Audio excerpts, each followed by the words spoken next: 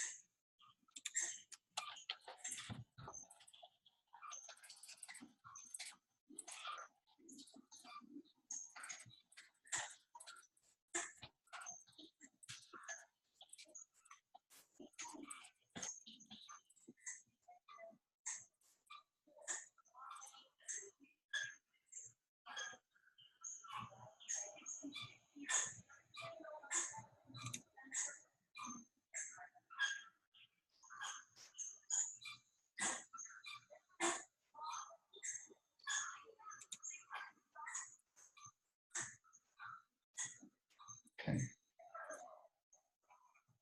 Yeah, got good sound.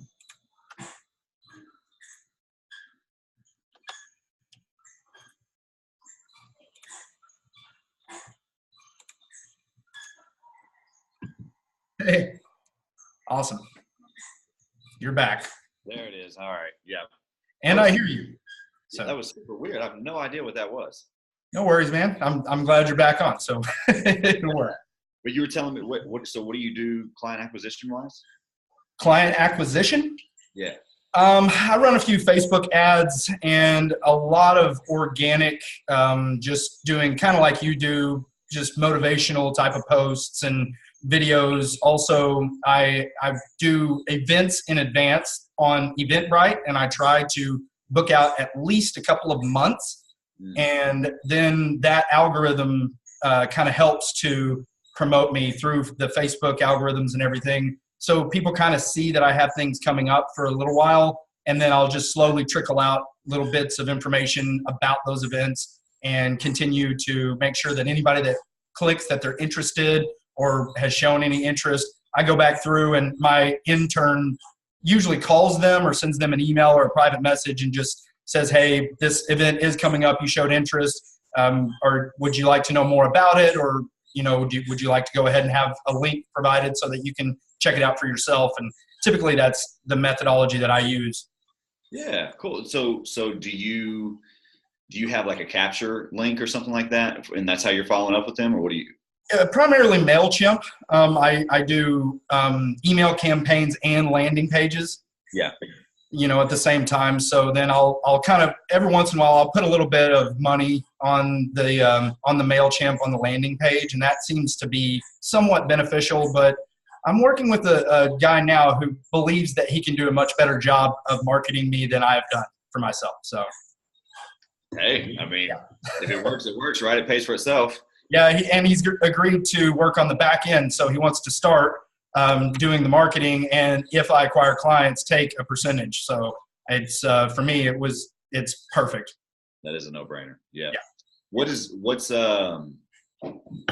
What is your, let's just say, your main 3 things that you advertise workshop wise or coaching wise? So I go seasonally every quarter. I change it up just a bit. So I kind of make sure that I'm focusing on one area of my business systematically in a time frame to where my audience can see what it is I'm doing, have enough time to commit and or decide that you're not interested. And then I'll change it up in a quarter and try to speak to the same audience, but offer a new type of program or package that's within the vein of what I have offered in the past, but it's kind of packaged and marketed a bit differently.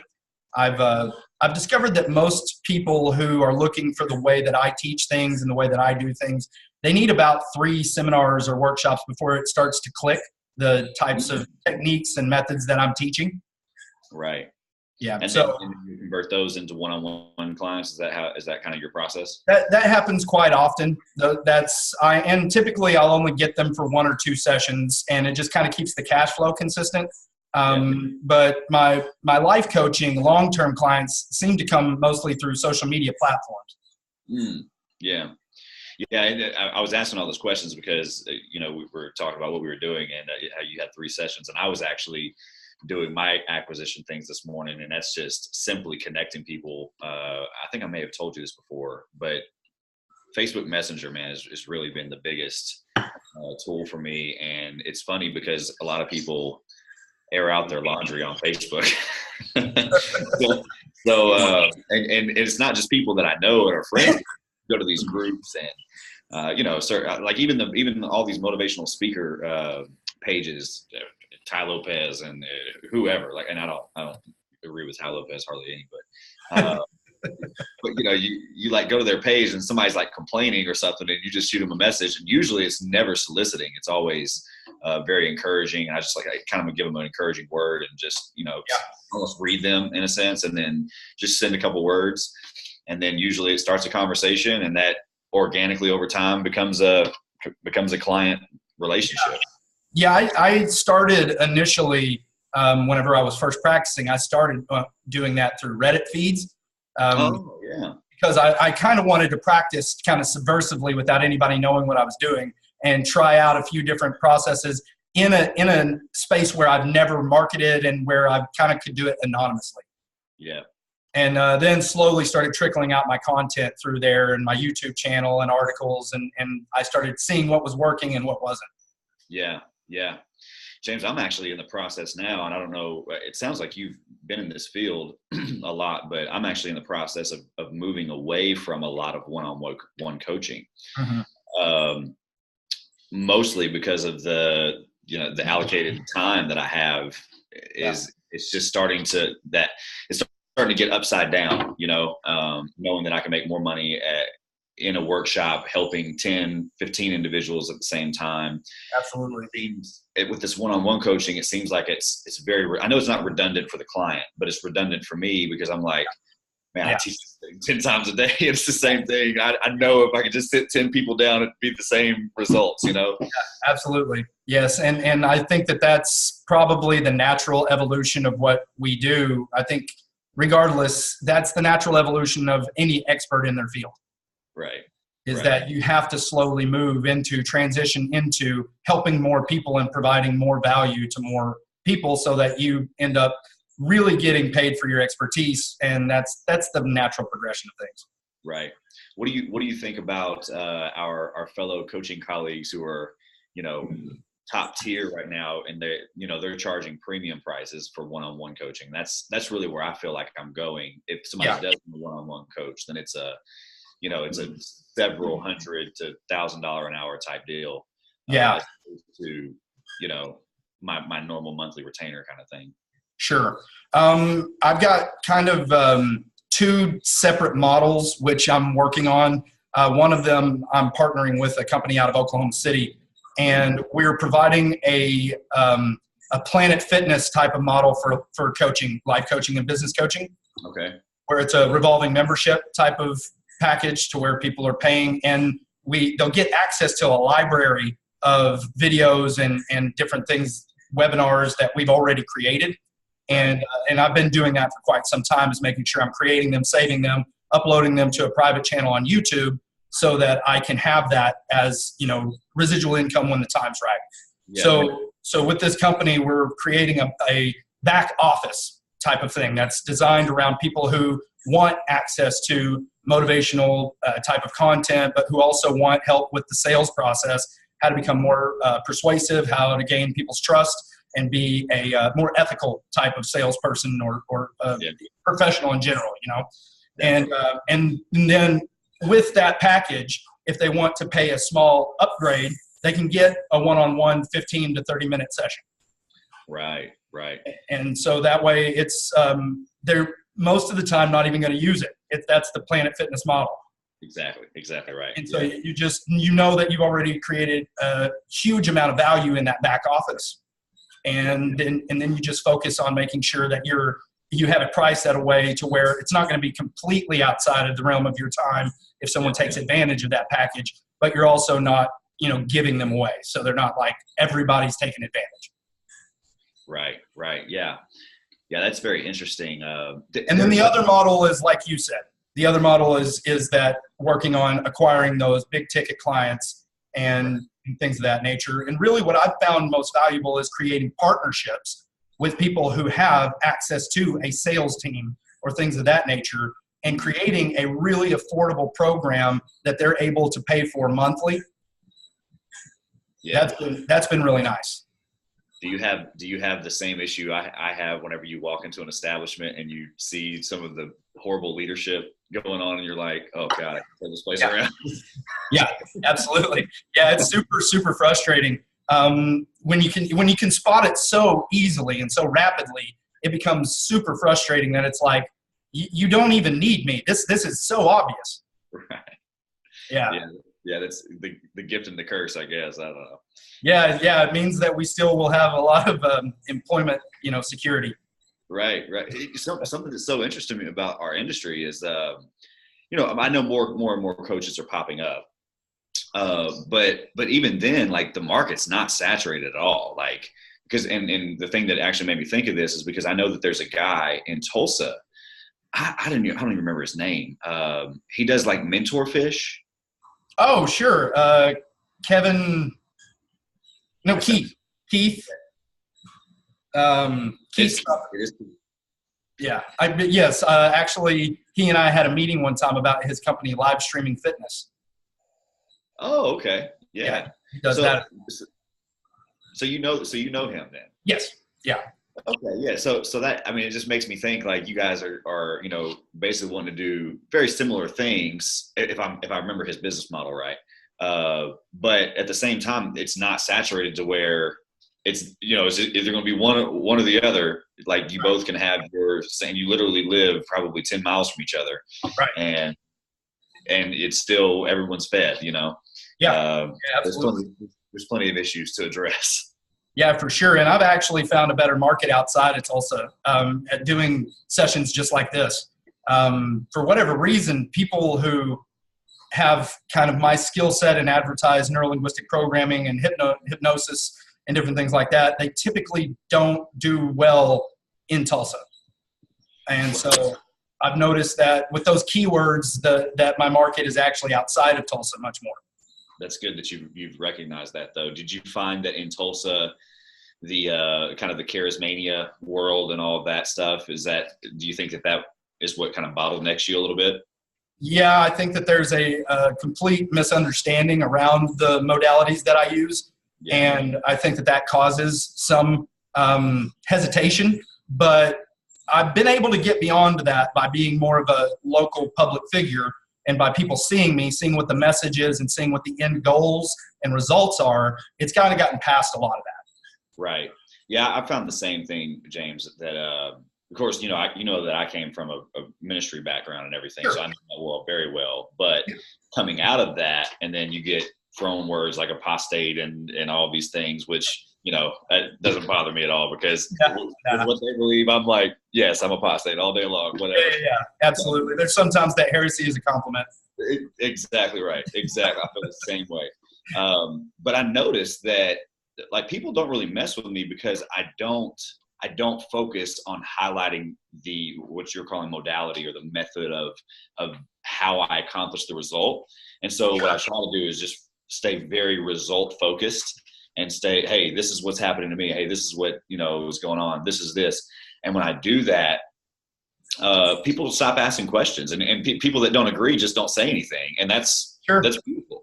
And the people that need help, they reach out and I help. So that's for sure. I found that I typically only talk about methodology and modality with other coaches like yourself. And just to kind of make sure that that if somebody I respect, as an expert in the field as well, if they've got something to teach me, I like to stay open. So I kind of, I ask those questions, and I'm probably much like you. I took a lot of time developing my craft and seeing what worked and didn't work. And Right. so if somebody else I can see it, I can respect it just by noticing the results that they get. I can glean from that person, Exactly right. So that's why I ask. I don't think my audience cares anymore. And I've almost gotten entirely away from even mentioning NLP, neuro-linguistic programming, or hypnosis at all, and talk more about the personal emotional needs that I resolve. Yeah. And this is what I think is pretty interesting here, because hold on one second. Yeah. Okay. I'm sorry. So Not at all. We both work from home. It's to be expected. yeah, exactly. No, but I actually have my intern right here, and then another friend just walked in and was asking about something. So Very cool. yeah. I lost my train of thought. What was I saying? Oh, I know what I was saying. So what's interesting to me is about what you do, from what I've noticed anyway, objectively. Sure. So of course, you probably see from my stuff, I kind of approach a lot more of the inner being, spiritual approach of things. Mm-hmm. Through I think even some of the same means, as far as like meditation and what you call hypnosis. I don't even know what I would call it. I haven't really put a brand on what I do. I do more like visioning exercises. Sure. And just walk people through visioning, and then we would be using very similar modalities. Right. So, but I just find that really interesting, because it does accomplish the same thing, and that just the science and the biology of the human body is just incredible to me. Yeah. How it doesn't really matter about your, you're saying modality, but your dogma or whatever your method is, but there's this way to open this box, and there's plenty of ways to do that. And it's just extremely interesting to me. Absolutely. I discovered, whenever I was kind of uncovering like language patterns within my clients and different things, and I noticed some people were more visual thinkers and some people were more auditory, and then some people were more feelers, and I could kind of identify by which words they were using, which way it would be best to communicate to that part of the mind and to really connect to it for that individual. And in doing that, I started noticing that I was more auditory, and that I learned best and was able to access that area most when I listened to a guided way of doing that. But I noticed that a lot of people, all I had to do was get them to begin visualizing it, and then their mind just took over. Yeah. And so I realized that it was like, man, some people need me to walk them through it because they're auditory. And then some people, all I have to do is give the idea, just the imaginative window, open it up, and then their mind runs with it. Yeah. That's a very great observation, because it's amazing what I call the human imagination can do. Yes. Especially when it's elicited like that, and you just you kind of poke it, and then once they get comfortable with it, I think a lot of people have to get past all of those those blocks of our culture. Yes. Whether they have some type of a Christian background or whatever, they see it as kooky, they see it as weird, but to us, it's like it's totally normal. It's there's nothing wrong with it. So once you kind of coax that on a little bit, then their imagination takes it, and you just see how amazing each and every human really is. Oh yeah. It's incredible to me. When I started first kind of, messing with all the different methods that I do utilize in my sessions, it was amazing to me to find out that I would have a concept in my mind of what was happening within their mind, and it would be entirely different whenever they would actually describe to me and explain to me what they went through mentally. And I was fascinated every time, just like, that's totally not what I was picturing. Wow. Yes. Yeah, that's one area I would say I do know what you're talking about, because in my individual life and experience, I've experienced things that you haven't, and I've seen things that you haven't. Yeah. I'm spoken to and perceive things the way that you don't. Correct. So I get that element and I know that element's there. A lot of times for me, it's really interesting. And it's what actually gives me that, almost that backing of the, I'll rephrase that, gives me that confidence of what I'm doing spiritually is a legit thing, is because a lot of times I'll go through visioning exercises like that and I'll literally be like in the room with them. Like it's insane. And I've had moments where I'm like breaking down, crying, like, okay, oh my God, this is too good, kind of thing, you know? Yeah. I've had the same experiences from time to time. Yeah. But it's just, I know it's not cookie cutter because every session seems to be different, but you know, just highlight the fact that the human body is just incredible inside. Absolutely. So if you don't mind me asking, for you personally, what methods do you use for your own self, for you to stay grounded and centered and to make sure that you are, you know, in the right mindset or mental state, energy state, whatever that is for you? Sure. So it has actually changed a little bit recently, specifically with the first thing, because I think that I got, with my marital issue, I think that I got so far away from addressing self-love and addressing self-value. And I think the reason I got so far away from it is because I almost looked at it as almost a formality of sorts. Like, of course I love myself. Of course I'm valuable. Of course, you know what I mean?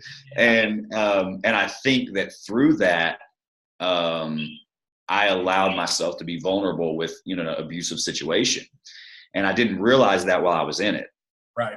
So I was doing a lot of the things to stay, at peace and stay grounded and stay and like making me feel connected to the divine and connected to myself.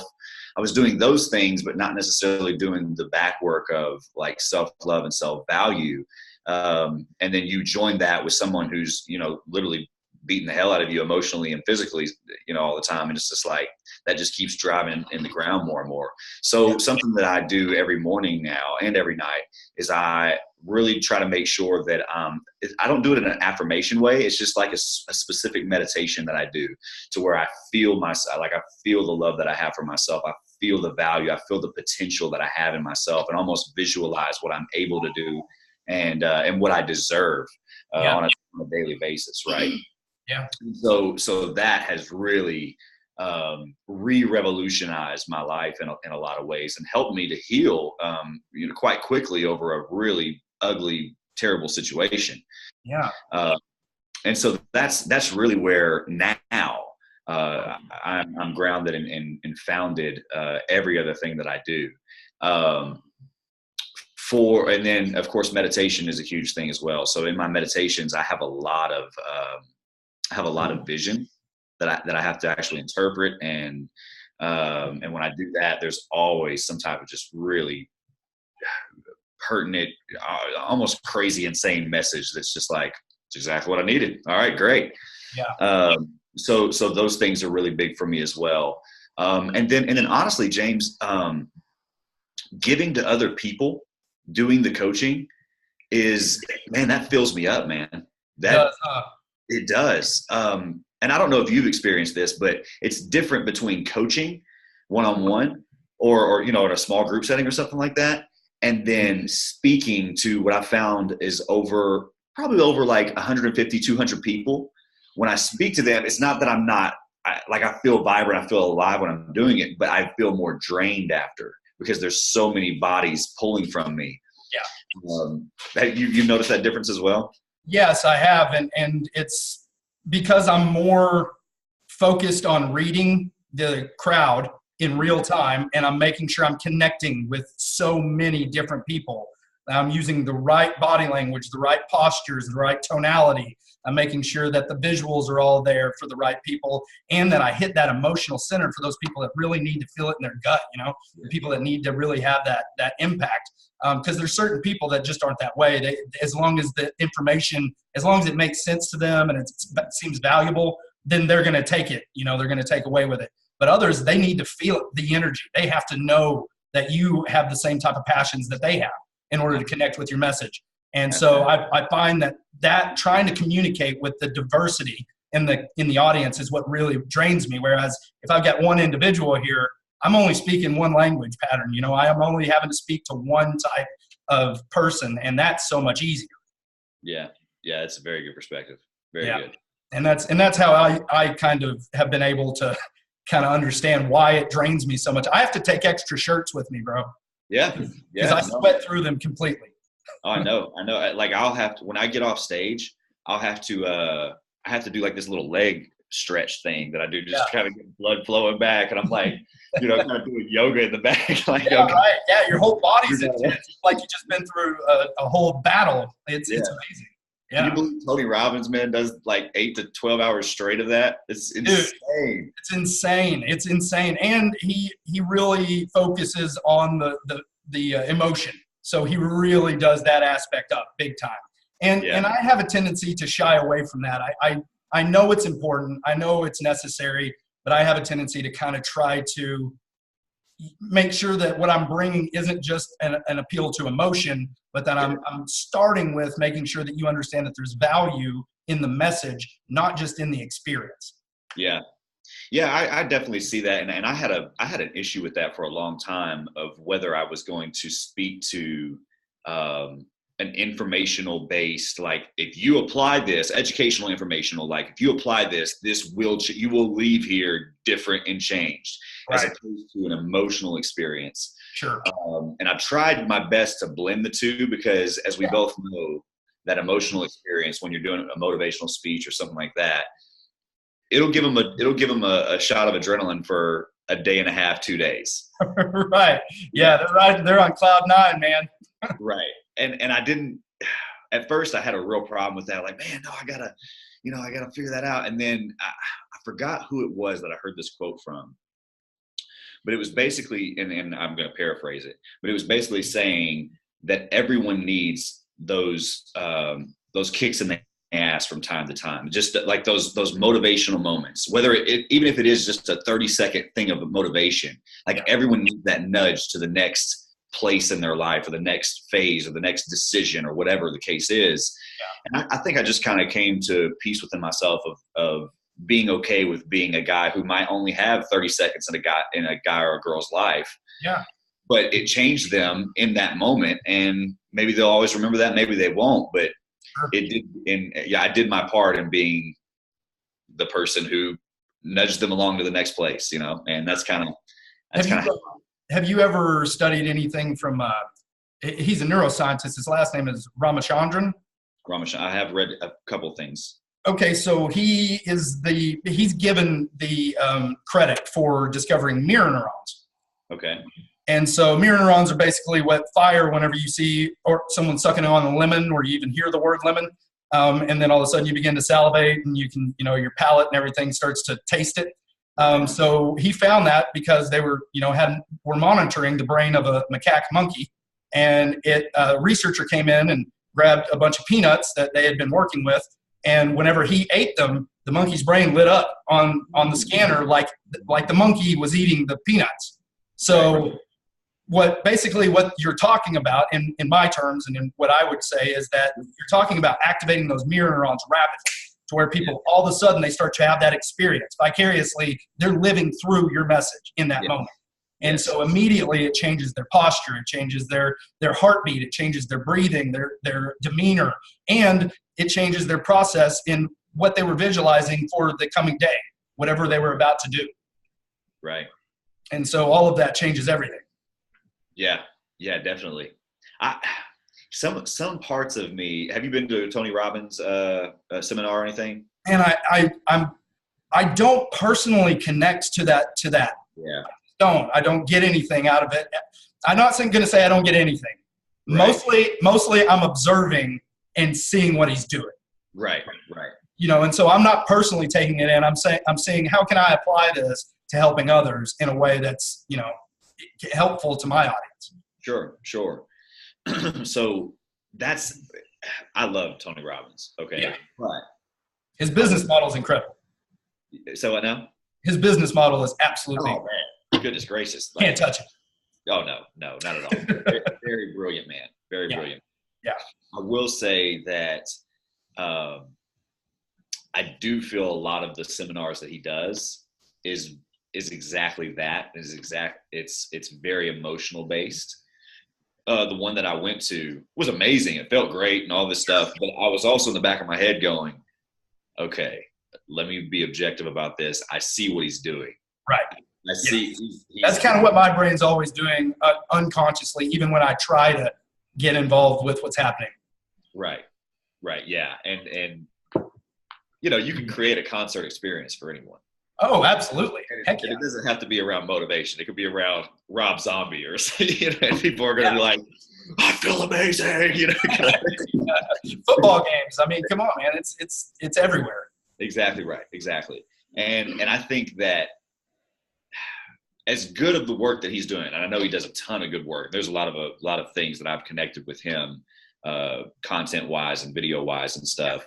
But as good as that stuff is, I feel like it's harmful as well in some ways, because people leave those places and then they go, oh, damn, I guess I'm not what he is, or, I'm not that. I guess I don't really have what he has.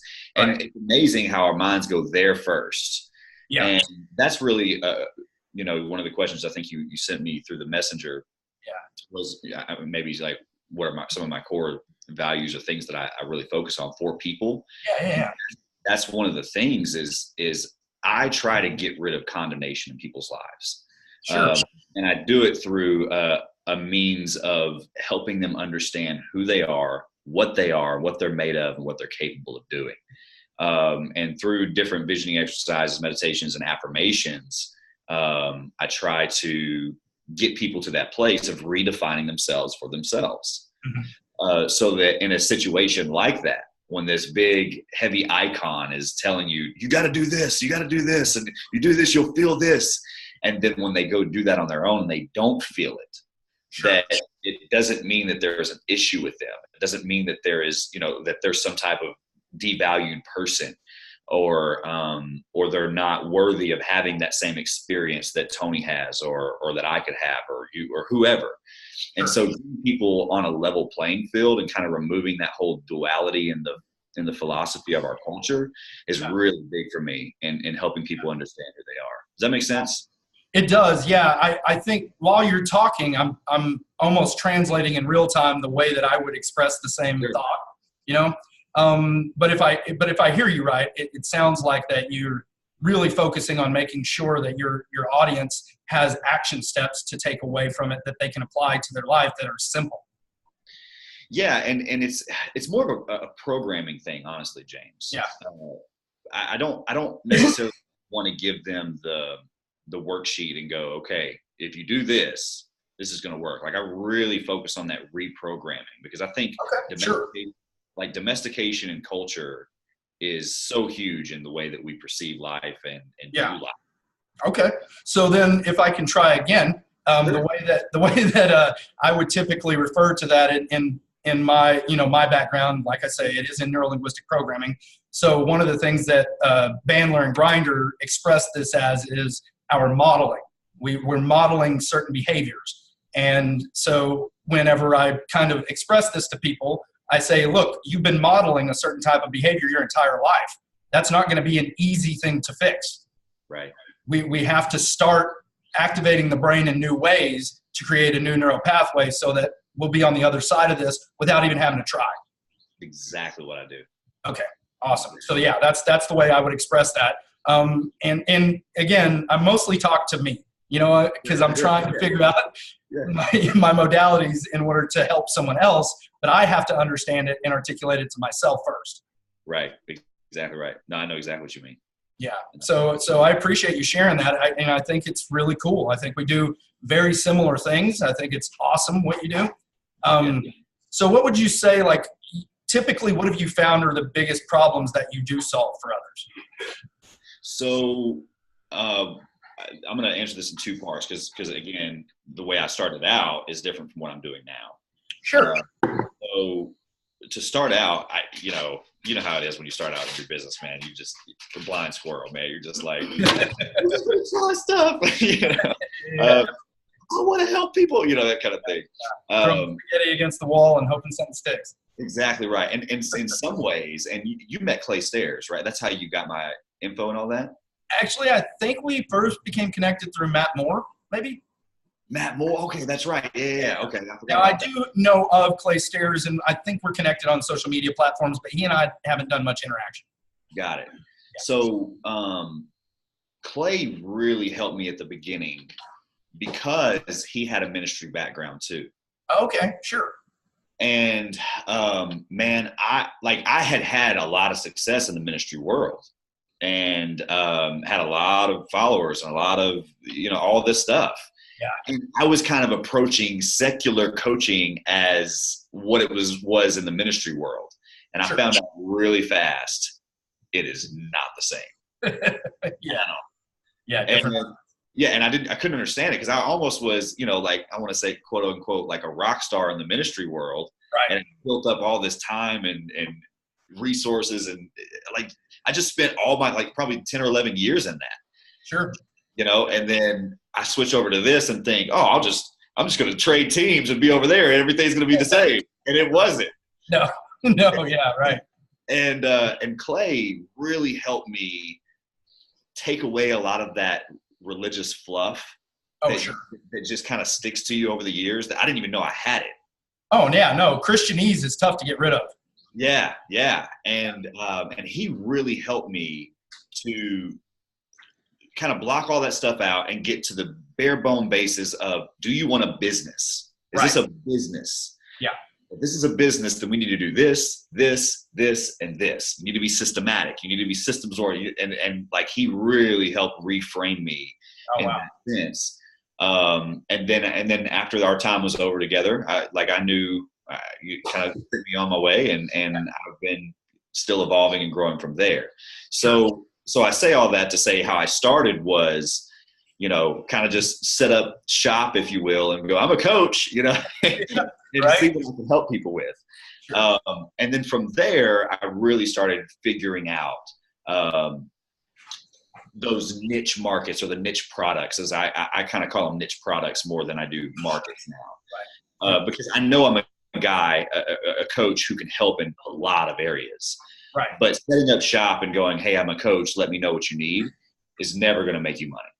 Right.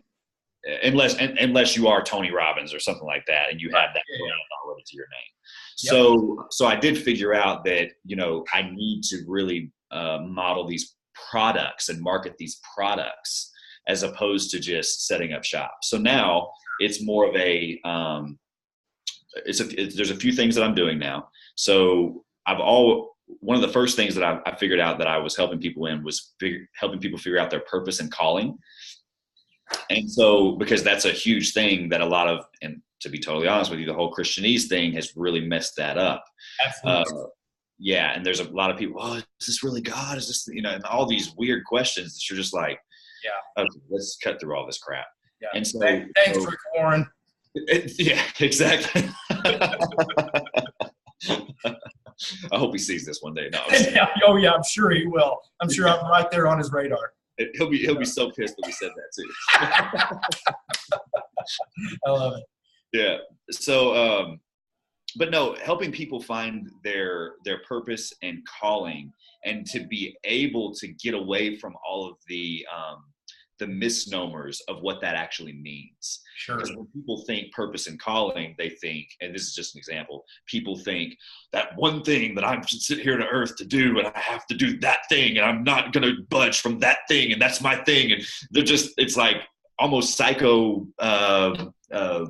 addicted to this one thing, and they can never get away from it. Right. So I help them understand a more being present model of purpose and calling. I love that, man. That's a fantastic model. Yeah. And that's helped tons of people, man, because as you know, we pick something to do. And as we start to do it, we go, oh, this is nice. Okay. This is not as fun as it was. Oh, but look at this thing. Oh my God. And then we jump on that and we go, this is amazing. But we would have never found that thing had we not gone through the process of doing that initial calling that we had. Correct. So yeah, and so basically what you're doing is allowing them to be present so that they understand that your passions are progressive. Your purpose is progressive. It's never going to be, oh, I know what I'll be doing the day I die. That's going to bring me purpose. Exactly right. Yeah, we have a real fixation in our culture for the future. I totally agree with that. You know, and it's remarkable whenever you see the history of those in our species who have done anything great. It almost seems that they were doing a lot of different passions at the same time. They were pursuing a lot of things, and those things would correlate together and build on one another, and they would come out with something that's brand new. That would access their creativity is by combining their passions rather than focusing on just one thing. That's beautiful. I love that. That's yeah, I only discovered that when I was studying how Einstein came up with the theory of relativity and the way that he was utilizing thought processes and was thinking about things outside of the box. And I was just like, wow, that's just a unique way of pursuing passions. Right. I feel bad sometimes, James. Not I say bad tongue in cheek, but I feel bad sometimes because I'll be in a conversation and somebody will say something like the other day this happened to me. I was saying, oh yeah, I actually almost went to the Junior Olympics in swimming, and wow. But that was like one thing that I told this person, and I've done like a ton of other stuff too. I've also played at a really high level of football and basketball, and I've spoken before, and I was a rapper, and all these things. And it's like, there's something you haven't done. And like I just follow my passion, like what I think is fun and what I want to do. I just do it and try to master it, and then go to the next thing. And it's exactly what you just said, man. It's where I have this really unique perspective, robust perspective. I'll say that, a really robust perspective on a lot of things. Yeah. I've experienced a lot of things. So yeah, absolutely. I have the same type of history, man. I'm with the background in ministry. I went to New Zealand and lived for a while because they wanted me to come over and preach. And so I did healing evangelism while I was there. And wow, I didn't know that about you, man. How did I not know that? I don't know. Well, I don't talk a lot about it anymore because it seems almost like I would be trying to speak to an audience that it almost feels like it'd be dishonest. Makes sense. And so I don't mention it very often. But I graduated from Rhema. My father is a pastor of a church in Texas. I was an associate pastor of a church in Texas, ran a halfway house while I was doing that.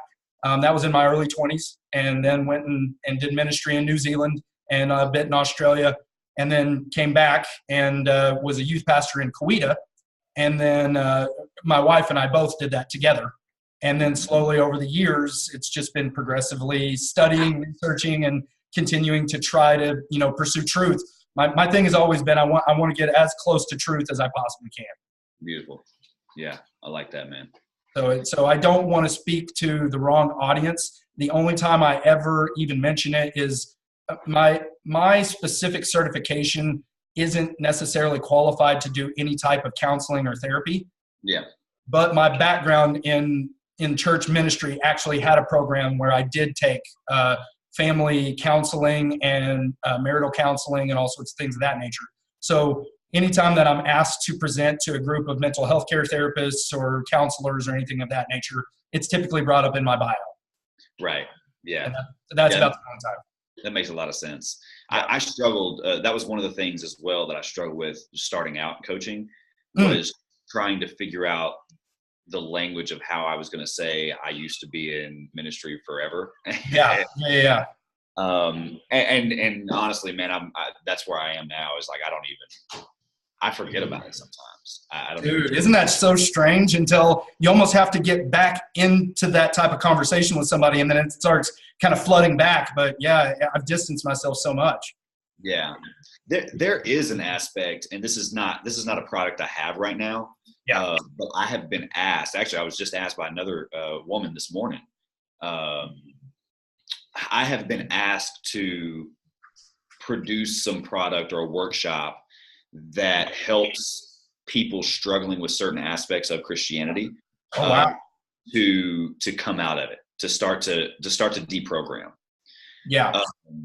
because there's a lot of questions in there, and this is my theory, that if someone is in the church world and is very honest about their studies, about the evolution of their studies, I don't want to be small-minded when I say this, but I don't see how you couldn't get to a place where you and I are, if you're being honest. Now, if you're being dogmatic and stuck in that whole thing, and you're appealing not necessarily to truth or to universal spirituality or whatever the case is, if you're not really appealing to that, and you're appealing to this denomination, then that's what you're serving, and you're never going to get out of it.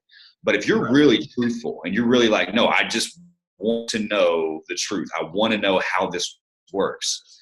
And when you do that, man, I've just seen that it's impossible to not end up,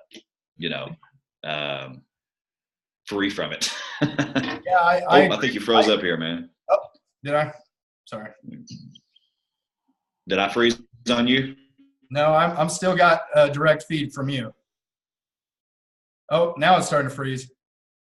And yeah, we're starting. All right, you're back now. Okay. We're back. So we probably are suffering from the same slow buffering there. So yeah. All right, am I back now? You're back. Yes. Yeah, we got a little bit of fuzziness on your end, but I'm picking up most of the audio for sure. So, and my wife happened to step in and ask me. My wife asked me if you still lived here, and I told her no. So. Oh yeah, no, I'm in Atlanta now. I'm in Atlanta, so I've actually thought about moving out west a little bit. Okay. Where to? I don't want to move to Cali because it's too expensive. Yeah, no kidding, right? But I've thought about like Arizona and Oregon, possibly even Seattle. Atlanta's a very liberal place. It's not as progressive as I would like. Sure. So there's a lot of I find that there's a lot of foundation I have to give for people to understand me before we can ever really go beyond an acquaintance type situation. Right. Yeah. I almost like I have to build someone's framework first. To be like, okay, here's where I'm from. This is where I went. Then I did this. Yeah. Then I just this. Then I had this existential crisis, and then I'm here. Does that make sense? Right. They're like, I have no idea what you just said. And what's so let's just get here. It's all good. I don't know. I've had that same exact experience. It's so hilarious. I mean, my wife just asked from the other room if you're my twin. Because I literally, every time somebody tells me what's the secret, or asks me what's the secret behind, building a business like yours, what do you do? What do you implement? And I go, how long do you have? Right. It's never one thing. It's always going to build upon one another. And however I did it is going to be entirely different than how you need to do it. So, right. And I think that's where you teaching the being present in your pursuits is very similar concept to myself, is that I try to tell people, look, if you're going to really want to get to the root of how this works, you have to learn to pursue your passions, to be authentic with yourself, to pursue truth, to pursue whatever it is that's really pulling at your heartstrings. You have to be willing to abandon all of your presuppositions, abandon your indoctrination, and to go for it 100%. Go after whatever it is that's pulling on you. Yes, absolutely, man. That it's very interesting. Even I think it was probably the second or third year I was really into Christianity. There was this psalm. It's Psalms 37:5, I believe, and it says that God will give you the desires of your heart. Yeah, if you seek Him. Right. Yeah. Of course, there has to be some type of condition. Yeah. There's conditional always. So, but I really dove into that scripture. I went into the Hebrew of it and everything, and like just really extracted everything I could, and actually found that probably one of the most foundational things of what I still believe today, and that is that everything that we should be doing in our life is already written right here. Like our heart knows what it wants. Yeah. And it's more of again, it takes away that whole concept of duality and separation. Yeah. But it's the same idea that not only has God placed it on your heart, but your heart actually is God, or your heart is the being that is connected to God, or however you want to say that you're comfortable with. There's an internal driver. Exactly. And if I can turn people's ear to listen to that instead of their parents, or instead of bosses, teachers, whatever, that's what I found has been the biggest thing to help people really get set free, in a sense of being able to live their life without condemnation and live free to do what they want to do and be happy. Yeah. So yeah, I agree with that, dude. That's powerful that you've come to that same type of conclusion. I think it's really cool. I think it's cool to have somebody that I feel like is a real colleague that is, in the same path, but not doing it the same way whatsoever. Right. Yeah, man. Yeah. It's very interesting. That's really what my whole philosophy is in this whole thing anyway, with spirituality. Because as you know, in the Christian world, every other religion's looked down on, and not just in the Christian world, but most other religions too, aside from Buddhism, some sects of Hinduism and stuff. Sure. But it's interesting to me that what I call the divine, and I don't really say God anymore, because who knows what that even is. But nobody ever knows. Right. So I say this thing, I just say the divine now. That's kind of my language. It's interesting that the divine meets whatever individual in whatever place they are. I mean, for God's sakes, I was in a cult. Like, I was in a straight up cult. Yeah. And I began this evolution process of learning truth. And but I was in a cult. It blows my mind to this day. I'm like, how was I there? But then God still, or the divine still speaking to me and getting me to this place, so then I can go to this place. It's just amazing. It doesn't matter where you are. It doesn't matter if you're some Muslim terrorist or something like that. Like if you are open to hear truth and you're open to that aspect of life, you will incrementally get to a place of freedom. Absolutely. And that's just what's amazing to me about what's inside of this flesh android, if you will. Absolutely. And the more that you are honest with yourself, I remember my moment for me was my wife and I were headed to get donuts one morning.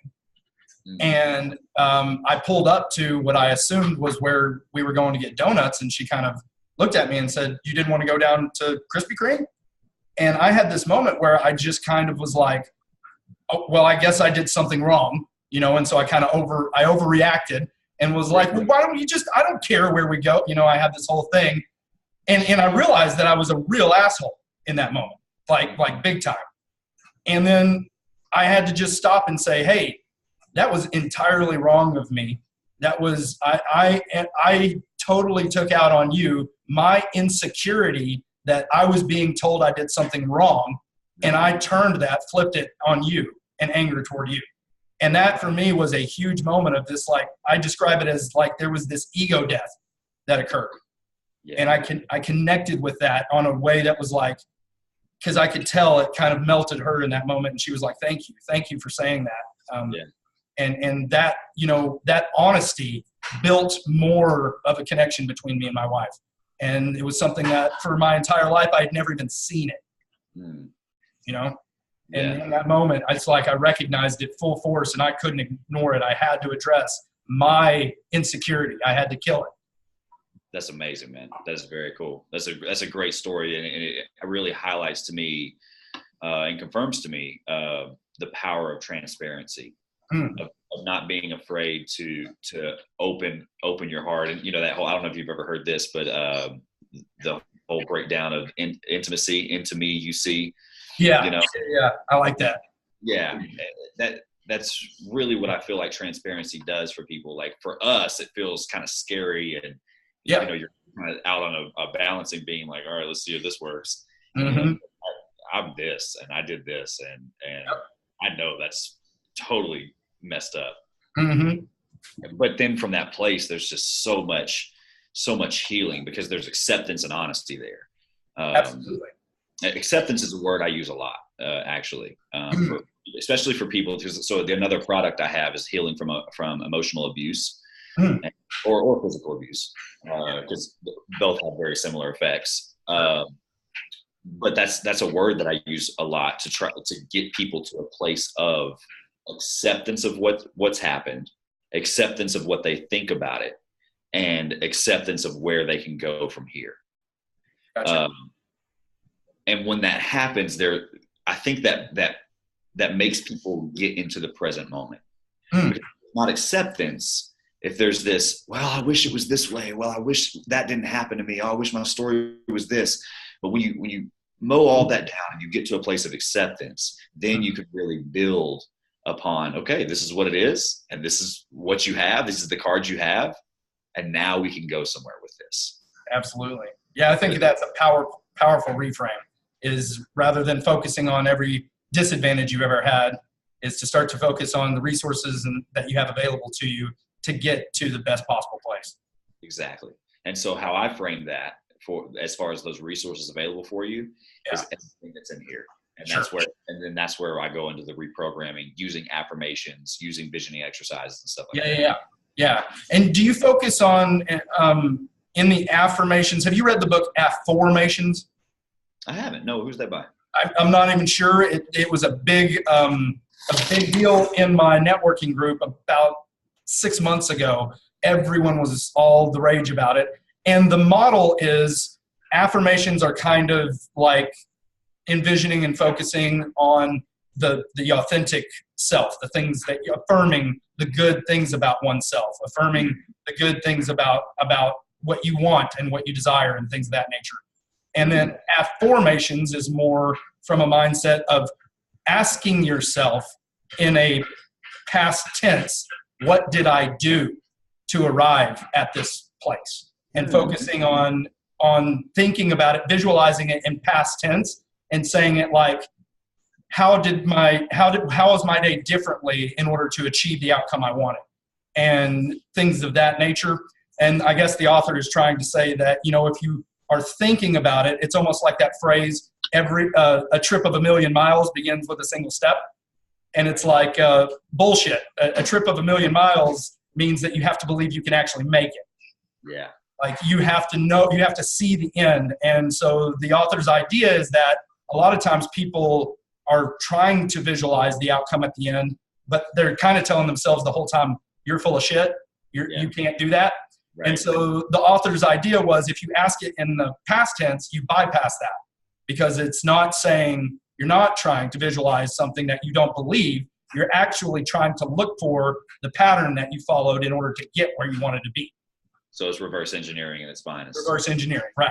So yeah, that's the concept. That's the model anyway. And I thought it was interesting. It might be something you might look into, but it sounds kind of right up your alley. And you read the book, or did you? I just extracted the model from what everyone else was kind of talking about. I never actually did read it. Right. Yeah. Very cool. Yeah, I'll pick that up and see if. And if I'm completely and entirely wrong about the model that everyone else was trying to present, let me know. If it's a horrible book, I'm gonna let you know. Yeah, I really want you to, because I would do I would do similarly. No. I did get, whenever I was in Bible school, I was gifted Purpose-Driven Life, and I did, after I read it, I did have to tell the person that I thought it was absolute trash. Yeah. I did some similar things with seminary books. So especially when I made my transition from that cult to it was a very charismatic flavor of an AG church. Sure. So it wasn't traditionally AG at all. It did have some older AG members who definitely didn't like me because I was so unorthodox. Sure. I've always been really unorthodox with how I do things, even when I was there. Yep, I went through that too. Yeah, it's a fun way to be. Yeah, for sure. Yeah, we might as well be contentious, right? Exactly. I don't try to be, I promise. Dude, I'm telling you, I had a minister who was my childhood pastor that took me aside and was like, you need to kind of start teaching about, sin a little bit more. And I was kind of like, I get that. That is some people's message. It's just not mine. Right. Exactly, Ben. Yeah. So, but I was Independent Assemblies of God. Okay. Okay. Cool. Yeah. That's where I was ordained. Now I'm ordained Cherokee Nation because they don't care what you think. Yeah. Yeah. Oh, I'm doing a wedding tomorrow. I'm actually ordained with the great old Universal Life Church of Nice. the world. Yeah. Love the Universalists. So people will still ask me to do weddings for them, so I had to do something. I love it, man. Yeah. I mean, that's exactly why I got mine, was to be inefficient still. And so that's Exactly. part of it. Yeah. Awesome. But I remember taking some of those seminary books. You probably read the same ones, and I would read them and I'd just be like highlighting stuff like, this is shit. This is horrible. Yep. What? This is the thing? Yeah. I had the same exact problem. I mean, and then conflicting theologies and doctrines, that was something that was very tough for me. I remember, really getting close to a few Calvinists, and just the concept of predestination and different things of that nature, and just how they conflicted so much with the existing ideas around what I thought were mandatory Christian theologies. And just seeing how people could justify these things and seem to always square a circle somehow. And it was just, I started kind of just seeing behind the curtain too quickly. Yeah. So. Yeah. It was, you probably ran into this too, but it was amazing to me how many questions I could ask to supposed elders or leaders that their eyes widened, and I felt like the 12-year-old Jesus whenever they did. And they're like, oh my gosh, you need to be real careful when you ask that question. No, I want to know the answer. Yeah, no. Don't try to pursue truth too much. It just baffled me, and and it got to a point where in that cult especially, the pastor would make sure to almost hamster wheel me in a sense of like, okay, don't go over there. You can't talk to them. Or no, don't talk to them either. You don't want to. Yep. To make sure that I wouldn't stir up the pot too much. And sure. It was so genuine. I wasn't doing it to poison anyone or to hurt anyone. And actually, when I left, I even honored what he wanted me to do. I didn't say a damn thing to anybody because it's their journey. And I'm like, well, all right, cool. I mean, y'all are my friends and family, but I guess if you want me to be exiled like that, then that's okay. It is what it is. Yeah. I mean, because my thing wasn't to usurp his authority and try to like take people. No, I want answers. That was it. That's it. That's cool, man. I think it's cool that you and I pursued similar pathways, and we both arrived at similar modalities in order to help people, connect with the best version of themselves. It's super cool. Yes, absolutely, man. Absolutely. Very cool. It's been an hour, man. I don't want to keep you too long. Yeah, sure. No, we'll get off and definitely stay connected, buddy. Definitely stay connected, and this was hugely valuable for me just to get to have this conversation. I don't get to have these conversations with very many people. I agree. I was going to say early in our conversation that's something I'm really trying to work on right now, is to build a circle of friends that can get what I'm saying. Sure.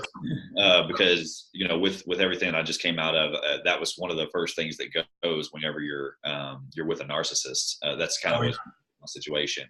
Sure. They kind of bottleneck you from, or corner you, and not having a lot of friends and not being able to really express yourself in a deep way. So that's something that's very valuable for me as well, man.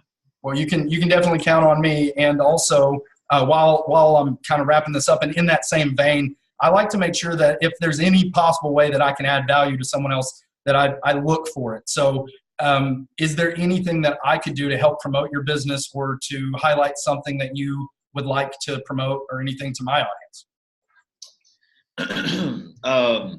Right now, since I'm in the stage of building this workshop model, probably not immediately. Okay. But in the near future, like very near future, I am going to be doing these workshop models. I'll go ahead and tell you that the first thing that I'm working on is that purpose and calling model, more for the age of. I'm going to do a couple of different workshops, but one is for students coming out of high school right now, and then the other is students graduating high school, or at the the last 2 years of college, the last 2 years of college. And then those in the workforce who are like, I'm miserable as hell, and I don't know what I'm doing, and those types of things. So it's there's 3 different people there, and I would approach those 3 different in different ways. Yeah, sure. So those are the workshops that I'm going to be opening up Perfect. first, probably within the next couple of weeks here. So Awesome. Well, please do me a favor and let me know whenever you're ready, and I would be happy to make sure that I promote it. absolutely, man, absolutely. And same goes for you. And will you have? Let's see. Will you have the file of this recording? Yes, I will, and I'll upload it to a Google Drive and share the link with you. Perfect. So I'll chop. I'll have my intern chop a lot of the good parts of our talk here, and Perfect. obviously put it up, and I'll give you big shouts out and all that stuff whenever I do that. Oh man, same here. I'm going to spend a little bit of time on it. I do have a lot of sales videos to get completed for a client out of OKC, so it may take me a couple of days, but I really appreciate your time, man. Thank you for your investment. Yes, absolutely. Same for you, buddy. Same for you. So thanks, Josh. Do you go by Josh or Joshua? Josh. Just Josh. Okay, cool. Yeah. Awesome. And then since I consider you a friend now, my last name is actually Harlan. Oh, okay. Yeah. So I go by Josh with Dwight, and that was initially the reason I did that is because I was trying to protect my dad, who is very abusive at a young age, and he's actually not. I just found out a couple of years ago he's not even my biological father. Oh, wow. Holy smokes, bro. Yeah. My story's probably gonna be a Lifetime movie one day. So I'll have to tell you about my biological sister that turned out to not be after 13 years. Oh man, yeah, it's crazy how common situations like this are. I didn't realize it. It's once you start digging around and start putting things together, it's so much more common than people think. Yeah, but I kind of put Joshua Dwight number one because it rolls off the tongue a lot better than Josh Harlan. But and then protecting my mom and my dad. I don't want people that know my last name, and especially if my name gets to be a bigger brand. Yeah, I don't want people like approaching them all the time, like, oh man, because I love them now. We're healed and it's cool, and we've moved way past that. But it is part of my story, and it is relevant to what I do. So, yeah. Well, I'll definitely keep that between us, and I appreciate that. Thank you. Yeah, man. Absolutely. So, all right, man. Well, have a wonderful day, and if you need anything from me, please let me know. Okay. Absolutely, man. Absolutely. It's been a pleasure, Thanks, bro. Josh. Have a good one.